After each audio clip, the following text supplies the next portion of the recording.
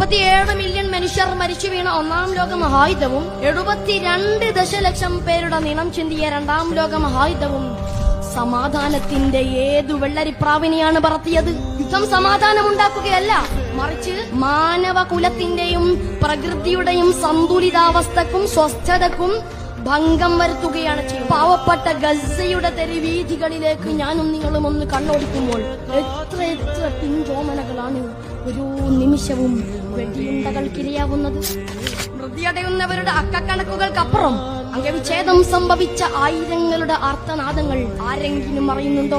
നിലംപരിശായ ഭവനങ്ങളിൽ നിന്നും പ്രാണരക്ഷാർത്ഥം അഭയാർത്ഥി ക്യാമ്പുകളിലെത്തി നരകതുല്യമായ ജീവിതം നയിക്കുന്നവർ, അന്നവും അറിവും മുറിവിനുള്ള മരുന്ന് നിഷേധിക്കപ്പെട്ട് തെരുവിലലയുന്ന ബാല്യകുമാരങ്ങൾ. മനുഷ്യ മനസ്സുകളിൽ പരിവർത്തനത്തിന്റെ ഗീതം മുഴക്കേണ്ടത് യുദ്ധത്തിലൂടെയല്ല. സാമൂഹ്യ തിന്മകളുടെ വിഭാടനത്തിന് സംഘർഷമല്ല പരിഹാരം.